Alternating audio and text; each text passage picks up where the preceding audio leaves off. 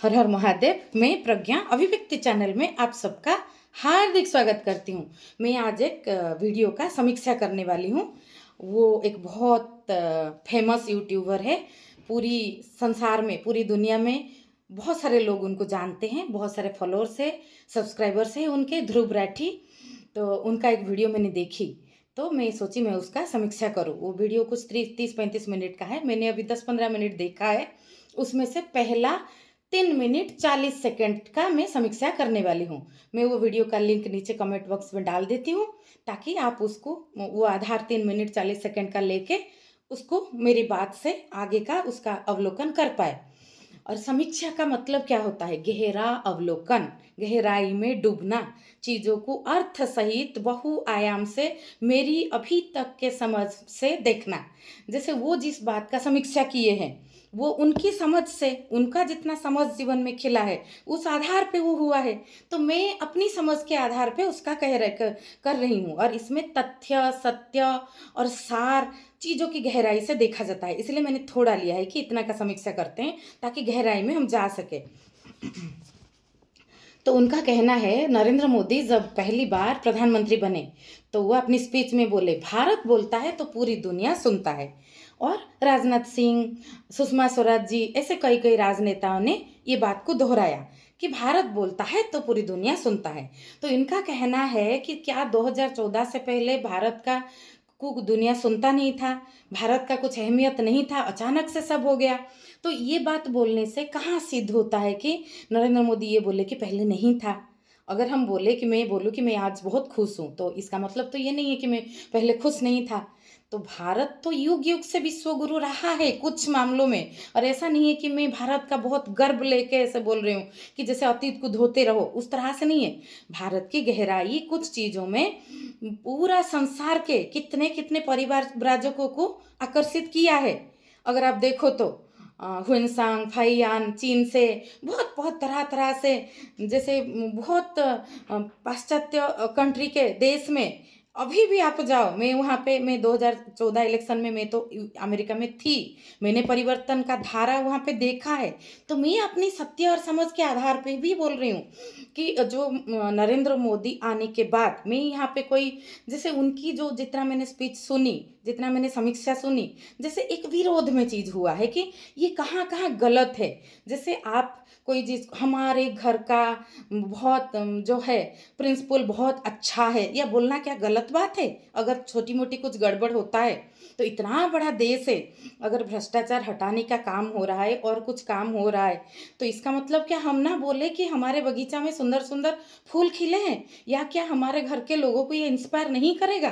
तो इसमें कहाँ टेक्निक हो गया, या कहाँ लोगों को भ्रम में डालना हो गया? तो इस तरह से तो चीज़ों को किया जाता है ना। कुछ अच्छा चीज़ बनाओ, जैसे जब स्टैच्यू ऑफ यूनिटी बना, कुछ लोग बोले कि गरीब मिट नहीं रहा है और ये बना रहे हो। तो क्या ये संभव संभव है कि पूरी भारत में लास्ट आखिर इंसान गरीब नहीं रहेगा, तभी कुछ रचनात्मक सृजनात्मक काम हो पाएगा? सृजनात्मक कुछ होता है और ये बेसिक लेवल पे भी काम किया जाता है। दोनों दोनों तरह से होता है। जैसे आपके घर में कुछ बेसिक चीज़ों के ऊपर आप काम करते हो, मेंटेनेंस करते हो, लेकिन कुछ शौकीन का चीज़ भी करते हो। और स्टैच्यू ऑफ यूनिटी अभी आप जाओ तो वो एक बहुत बड़ा ट्रेजर बना है, देश का संपत्ति बना है, वहाँ से राजस्व भी आता है। तो ये तो एक बात है। तो मैं इसको अपनी जो बात पे वो बोले हैं, जो विरोध पे, मैं उसी हिसाब से उस चीज़ को बता रही हूँ। ऐसे मैं सपोर्ट या विरोध नहीं कर रही हूँ, मैं अपनी समझ का आधार ले रही हूँ। तो वो भी अपनी समझ से बोले हैं। तो भारत बोलता है तो पूरी दुनिया सुनता है, तो ये बोल रहे हैं कि ये डायलॉग ओरिजिनल नहीं है, ये डुप्लीकेट है। बाराक ओबामा ने ये मनमोहन सिंह के लिए बोले थे, उनकी इकोनॉमिक्स पे समझ को लेके, कि जब मनमोहन सिंह बोलते हैं तो पूरी दुनिया सुनता है। तो मनमोहन सिंह कितने बोलते हैं, वो तो आप सब देख लीजिए उनकी स्पीच सुन के कि वो कितने बोलते हैं, कि कितने लोग सुने हैं। तो बोलना उससे कहा जाता है, बोलना एक होता है हियरिंग, एक होता है लिसनिंग। लिसनिंग मतलब सुन, मन की बात की है नरेंद्र मोदी जी, पूरा देश सुना। तो पहले एक मोटिवेशन की ज़रूरत पड़ता है। इंसान जो कोई चीज़, आप साइकियाट्रिस्ट का पूरा डिपार्टमेंट लिसनिंग पे चलता है कि आप जाओ, आप आपका जीवन का तकलीफ गहरा गांठ खोलो। हम जितना जितना खोलते जाते हैं उतना उतना खोलते जाते हैं, तभी आप रिलीज होगा आपका अंदर दबा हुआ स्ट्रेस और सब कुछ। तो मन की बात में वो देश के लोगों के हृदय से जोड़े, और हृदय से जुड़ के ऐसा काम कुछ नहीं हुआ, ऐसा नहीं है। इतना बड़ा देश है, बहुत कुछ हो रहा है, होगा आगे। और विदेश में भारत का नाम नहीं था ऐसा नहीं है, वो आगे जाके बहुत तथ्य दिए हैं कि विदेश में कैसे स्वामी विवेकानंद, परमहंस योगानंद, बहुत बहुत तरह से योगा का बहुत चीज़ पहले से भी था। जैसे इंटरनेशनल योगा डे वो प्रधानमंत्री के प्रयास की वजह से हो पाया। तो योगा तो पतंजलि ने किया था। जैसे हम रामदेव बाबा का अगर लेते हैं सत्य के आधार पे कि पूरी दुनिया में, भारत में भी योगा का बहुत पैमाने पे उनकी वजह से लोग जाने उसको, ये बात सच है। तो योगा क्या नहीं था, इसका मतलब तो ये नहीं है ना पतंजलि ने, तो योगा तो कब से था, लेकिन उसको जनमानस तक पहुंचाना वो बड़ी बात होता है। जैसे मैं, आयुर्वेद क्या नहीं है, आयुर्वेद की तरह तरह की किताबें आप पढ़ो, मैंने जैसे पढ़ा, तो मैं ये प्रभा क्यों कर रही हूँ, क्योंकि कोई चीज़ जानना, ऑरेंज जूस पीने से, विटामिन सी का जूस पीने से वो ज़्यादा अच्छा है कोई भी फिजी ड्रिंक से, ये क्या पता नहीं है। सिगरेट के ऊपर क्या लिखा नहीं होता है कि इंजूरियस टू हेल्थ। तो फिर बार बार जगाने की क्या क्यों ज़रूरत पड़ता है, क्योंकि लोग जो है चीज़ों को सुनना, जानना, समझना, जीवन में उतारना, ये प्रोसेस है। तो ये प्रोसेस को जितना बड़े पैमाने पे हम करेंगे उतना वो स्ट्राइक करता है अंदर, यहाँ पे फिर लोगों में वो बैठता है। इसीलिए तो ये तो ओबामा जी ने तारीफ़ किया है, तो वो तो अच्छी बात है, तारीफ़ किया है। बाकी मनमोहन सिंह जी ने कितना बोला है और कितने लोगों ने सुना है, और कितने लोगों ने वो सुन के उनको कुछ मोटिवेशन लगा या कुछ जीवन में वो उतारे, वो तो मुझे नहीं पता, वो आप तथ्यगत देख लीजिए। तो ये अगर ओबामा जी ने मनमोहन सिंह के लिए बोला है, तो इसको और कोई नहीं बोल सकता। 2+2 तो हमेशा 4 होगा ना, कोई भी बोले। भारत बोलता है तो पूरी दुनिया सुनता है, ये तो कई आदिकाल से है। तो इसको ये तो चीज़, कुछ चीज़ तो रिपीट होगा, क्योंकि वो चीज़ गहरा सत्य है कुछ चीज़ों में। भारत युग युग से कितने कितने हुएनसांग, फाइयान आदि कितने कितने परिव्राजकों को आकृष्ट किया है। पाश्चात्य देश में, मैं भी यूएस में 2.5 साल रही हूँ, वहाँ कितना क्रेज है जानने के लिए भारत के बारे में। और मैं ऐसे कोई नहीं, बहुत ज़्यादा ऐसे नहीं कर रही हूँ कि भारत में सब कुछ अच्छा है। जैसे स्वामी विवेकानंद ने कहा, ये एक बहुत स्ट्रांग नींव वाला टूटा फूटा मकान है, जिसका नींव मूल बहुत स्ट्रांग है। भारत का मूल क्या स्ट्रांग नहीं है? भारत की जो गिरी कंदरों में जो साधु संत है हुए हैं, उनकी देखो, जैसे ओशो ने से मैंने सुना है, वो बोले हैं कि फ्रेडरिक निक्से अगर भारत में होते तो बुद्ध बनते।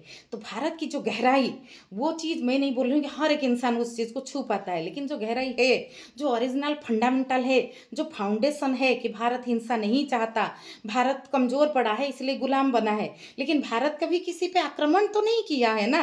ये चीज़ को मैं तारीफ नहीं कर रही हूँ कि ये गुलाम बना कर कमज़ोर पड़ना, क्योंकि हमारी आध्यात्म की जो गहराई, हम उसको जीवन में नहीं उतार पाए बहुत एंगल से, क्योंकि कुछ चीज़ों का लिंक हम जोड़ नहीं पाए। लेकिन भारत क्या नहीं था, भारत की ओरिजिनलिटी क्या नहीं है, तो उसको बार बार सभी लोग दोहराए, तो उसमें क्या गलत है? ये चुराया हुआ सेंटेंस कैसे हो गया है कि कोई व्यक्ति से, मुझे, मैं यूएस में थी, मैंने बहुत भारतीय खाना वगैरह खिलाया वहाँ के दोस्त को, तो सभी बोले कि आप भारत को रिप्रेजेंट करते हो, तो क्या मैं बोलूँगी कि मैं भारत को पहली बार रिप्रेजेंट कर रही हूँ? तो अगर मनमोहन सिंह जी के लिए बराक ओबामा जी ने बोला है ये बात, तो ये बात को पूरा भारत बोलता है। ये तो नरेंद्र मोदी जी ने तो अपना नाम नहीं लिया है कि मैं बोलता हूँ तो सुनता है पूरी दुनिया, भारत बोलता है तो पूरी दुनिया सुनता है। तो इसमें कहाँ चुराया हुआ सेंटेंस हो गया है कि कहाँ ओरिजिनल नहीं रहा सेंटेंस? तो ये तो बहुत अजीब बात है, मुझे तो इस पे हंसी आ गई। तो आगे का समीक्षा भी कर सकते हैं, अभी मैंने तो फिलहाल इतना कहा। 3 मिनट 40 सेकंड तक मैंने इसका समीक्षा किया है, और 3 मिनट 40 सेकंड कब पूरा होता है? जब ये अपना चैनल का एडवर्टाइज करते हैं कि ये यूट्यूबर बनाना सिखा रहे हैं कोई कोर्स के माध्यम से।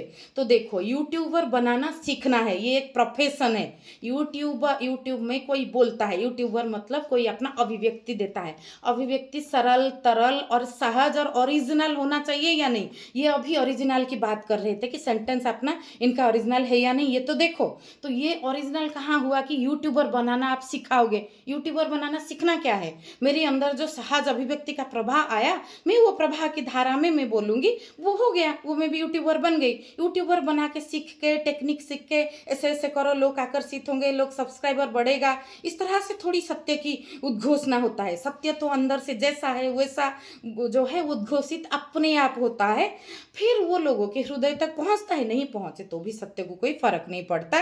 और सत्य वही है, जैसे सत्य की बहुत तरह होता है, जैसे अपेक्षिक सत्य, सब्जेक्टिव ट्रूथ, ऑब्जेक्टिव ट्रूथ। तो मैं अपना जीवन का अभी तक के समझ के आधार पे स्पष्ट रूप पे बिना उलझे हुए अगर अभिव्यक्ति देती हूँ, तो ये हो गया ना, इसको सीखना क्या है? तो आप यूट्यूबर, ओरिजिनल यूट्यूबर किसे कहा जाएगा? जो अपनी सहज अभिव्यक्ति दे। तो ये आप यूट्यूबर बनाना सिखा रहे हो अपना कुछ कोर्स करा के, और आप बोल रहे हो कि मोदी जी जो सेंटेंस बोले वो ओरिजिनल नहीं है। तो ये कितना विरोधाभास में आ गया बात। तो अभी 10 मिनट का समीक्षा तो हो गया, 3 मिनट 40 सेकंड के। तो इसका बस इतना सा आज, आगे देखते रहेंगे। तो इस पे मैं अपनी समझ रखी, आप इसको अपनी समझ से खुली दिमाग और खुले दिल से देखिए कि ये चीज़ क्या आपको सही लगता है हर आयाम से। बस इतना सा।